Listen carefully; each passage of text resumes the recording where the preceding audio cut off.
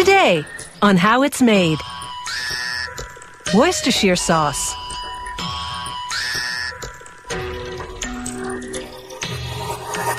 Lawn bowls.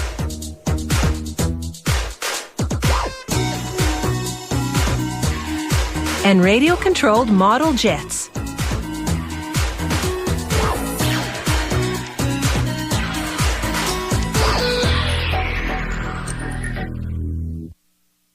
Its name can be a bit of a tongue twister.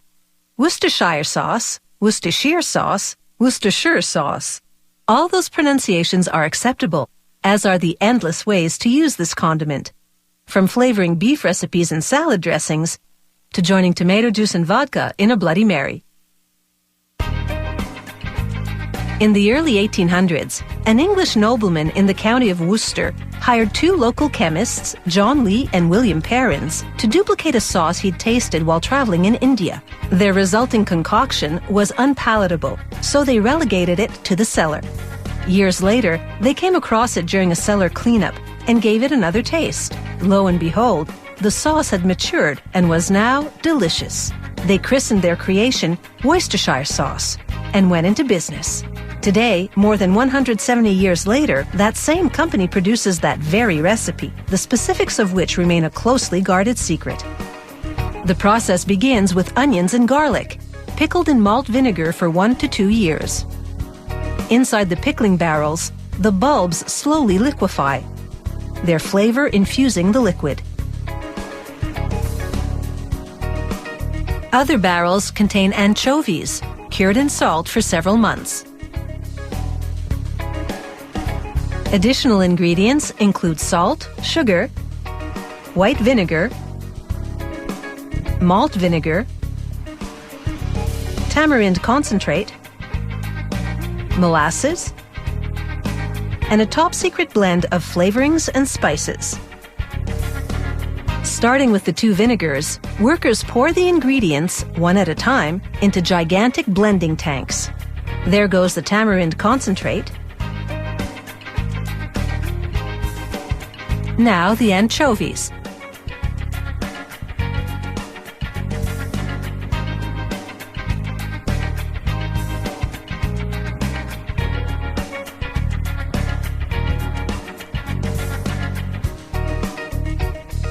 The ingredient proportions are top secret, as is the prescribed mixing time between ingredients.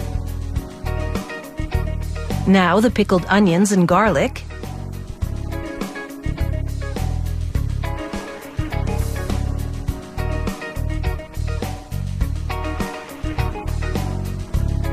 Sugar and salt,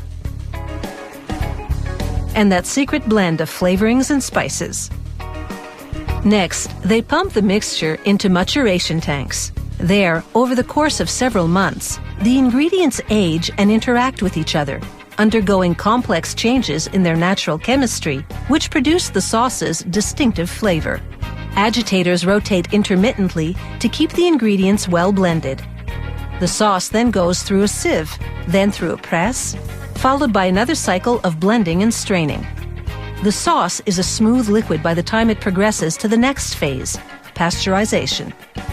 This process heats the sauce to kill off organisms, ensuring optimal flavor for at least 18 months. The sauce needs no artificial preservatives whatsoever because the vinegars it contains are natural antimicrobial agents.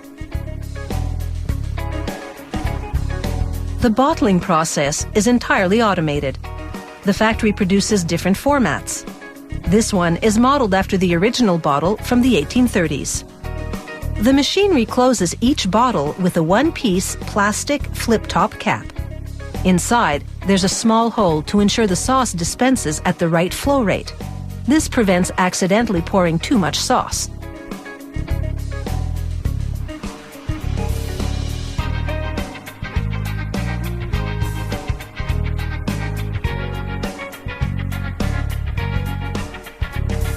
As each bottle enters the labeling machine, an arm descends onto the cap. The machine applies glue to a label, slaps it on the bottle, then the arm spins the bottle against brushes that push the edges of the label flat. Then, depending on the format they're packaging, the equipment groups 6 or 12 bottles together and from underneath folds a carton around them. Then it shrink wraps the carton, which then joins others on a pallet.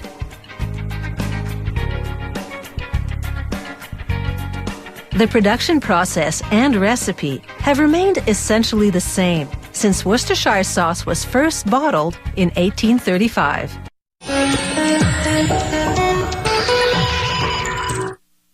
Lawn bowling is a quiet, civilized game, not something you'd expect to be outlawed. But in 16th century England, Henry VIII banned lawn bowling among commoners because it was a distraction from work. It took a couple of centuries before his ban was lifted, and the game became completely legit. In lawn bowling, the path to victory is not straight. The bowl is designed to roll in a curve towards the object ball, the smaller yellow one called the jack. For many years, lawn bowls were made of a tropical hardwood called Lignum vitae, but as this wood has become increasingly rare, manufacturers have turned to melamine, and unlike wood, melamine doesn't change shape with temperature and humidity fluctuations. Production begins with melamine granules that have been pre-dyed in a variety of colors to appeal to individual preferences. An employee scoops the granules into a tub and weighs them. Lawn bowls come in a range of sizes to fit different hands, so the weight varies accordingly. He drapes a cloth over the melamine granules and holds it in place with pieces of wood. Then it's into a machine called a preheater. It uses high-frequency radio waves to melt the plastic into putty. The cloth absorbs moisture generated in the process. All those melamine bits have now merged into a malleable mass. He squeezes it to reshape it a bit so it can be inserted into a molding press. This 150-ton press forces the plastic dough into a hot mold to shape it into a lawn bowl. This lawn bowl may look round, but it's not a perfect sphere. This slightly irregular shape will cause it to roll into a curve. He marks the size and other information onto it. And then it's over to a computerized lathe. It spins the lawn bowl while the blade carves it to perfect that asymmetrical shape. Other tools then etch 2 rows of half-moons onto the surface. This engraved pattern makes the lawn bowl easier to grip. The next blade slices off the nubs used to spin the lawn bowl in the lathe. It also smooths the surface until all evidence of the nubs disappears. This receptacle uses suction power to hold the lawn bowl steady while a carousel moves it forward to undergo a vigorous polishing. This polisher rubs paste onto the surface to buff the lawn bowl to an even sheen. A robot then turns the lawn bowl upside down to expose the unpolished side. Then puts it back in the receptacle so the polisher can buff this side of the lawn bowl. The entire lawn bowl now gleams, and an unpolished bowl next to it looks dull by comparison. But there's more polishing to come. The next machine spins the lawn bowl against another polisher. This one applies a finer grade compound to it. Down the line, lasers move in unison to engrave the same emblem onto 4 bowls. It's a Scottish thistle, one of over 4,000 team insignias available at this production facility. Each lawn bowl then goes for another spin, and an employee paints over all the detail work. He wipes the paint from the surface, but it remains in the engravings to accentuate them.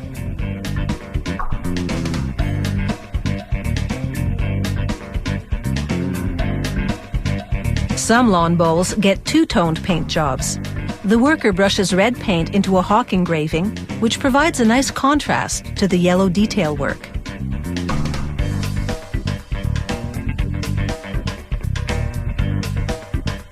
Then, it's over to the testing department, where they roll each bowl down a chute and check its swerve. They also verify that each bowl lands in approximately the same spot as the master bowl, which means they're all equal and they conform to world standards. Including cooling time between processes, it takes about 2 days to make a lawn bowl. But once the work is done, it's all fun and games.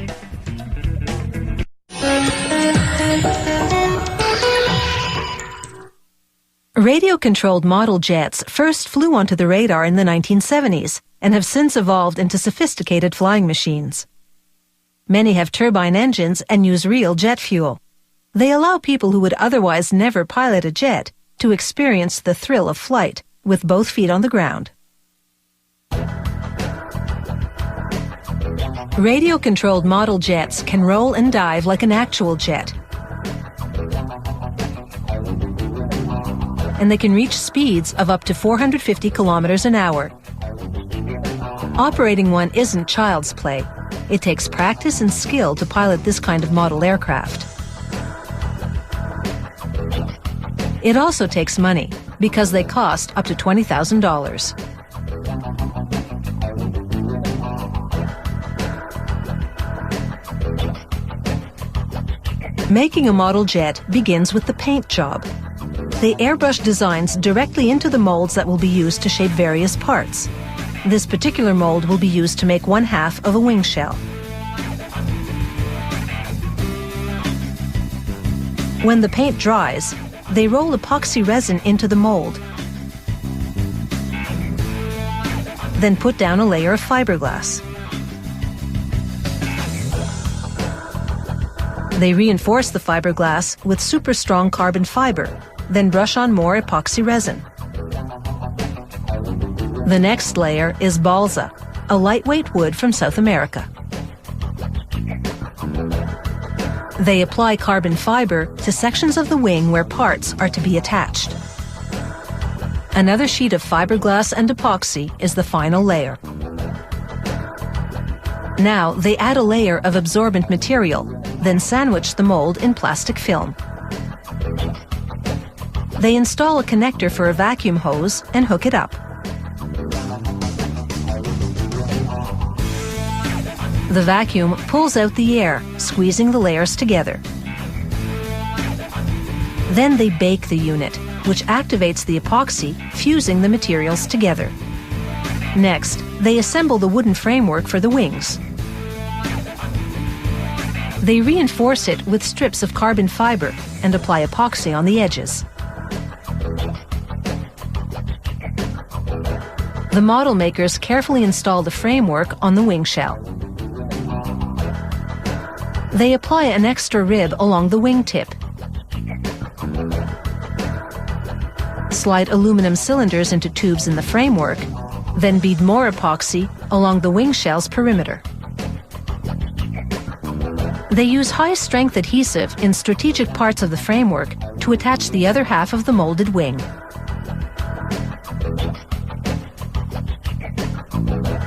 They bolt the molds together and set the assembly aside to allow the epoxy to cure. After a few hours, they extract the wing, its artwork nicely transferred from the inside surface of the mold. Machinery then cuts holes in the wing for installing landing gear and motors called servos. This router is computer programmed to make perfect cuts without damaging the internal framework. This is critical because just a centimeter or two off and the router would destroy the carefully crafted wing.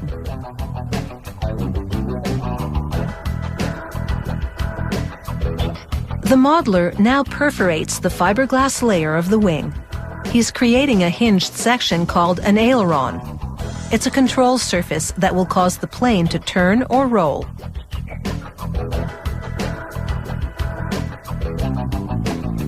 The ailerons and other control surfaces will be powered by servo motors.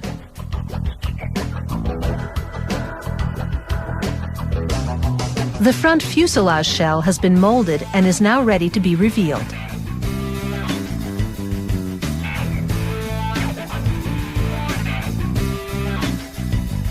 Like the wings, the body of this model jet needs a supporting framework, along with brackets for attachments.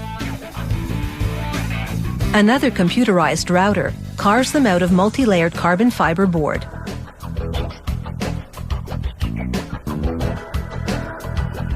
The modeler glues these parts inside the fuselage and the tail of the jet.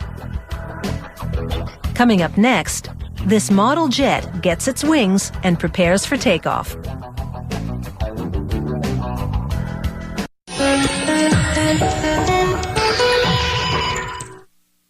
Controlling one of these jets is challenging and requires concentration.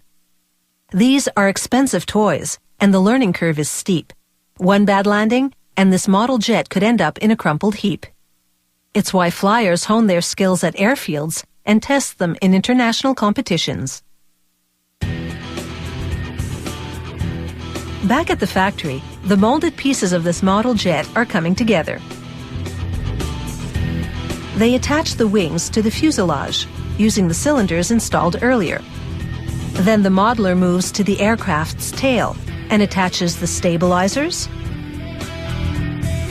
the rudder, and the vertical fin.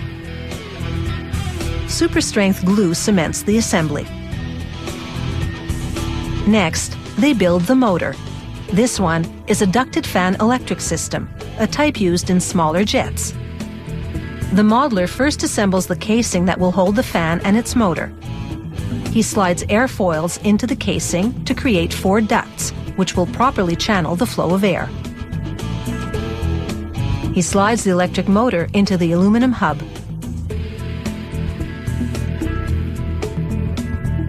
Then anchors the assembly with a screw from the other side. The next part is a speed control mechanism. He solders its wires to those protruding from the motor. He encloses the mechanism in a vented tube, then sets the assembly aside temporarily. Now focus turns to the fan, which he hooks up to a testing device. As the fan spins, the machine analyzes it for vibrations that would indicate that the blades are out of balance. The gauge shows it's vibrating slightly, so he makes adjustments, and then it's ready to install. He attaches the fan to the motor shaft and secures it with a bolt in the center. It's now time to power up this motor at a test station.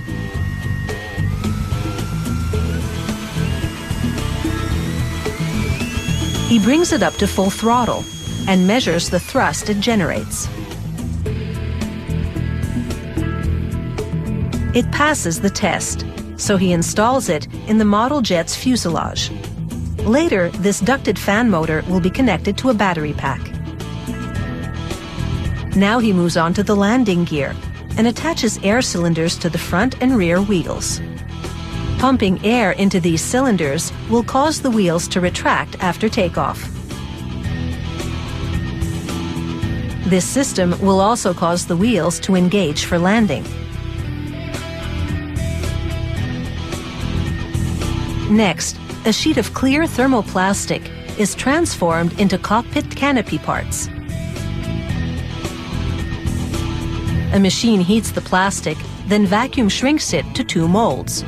The plastic hardens in seconds to create 2 clear plastic bubbles for the jet canopy. They mold the cockpit shell in 2 sections using the same technique.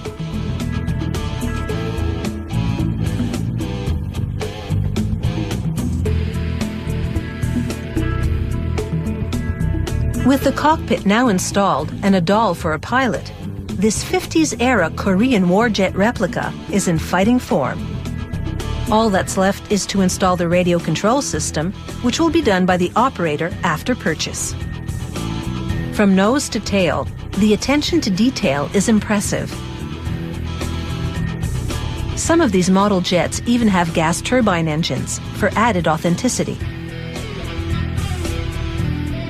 With radio controls installed, this turbine model jet is ready to taxi down the runway. The operator does one last check of the control surfaces. Then it's time for liftoff.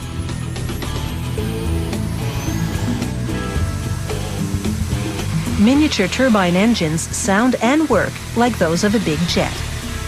These jets rumble and soar and can be made to perform many aerobatic stunts. Of course, it all hinges on both the skill of the operator and a job well done at the factory. But this looks like another successful landing.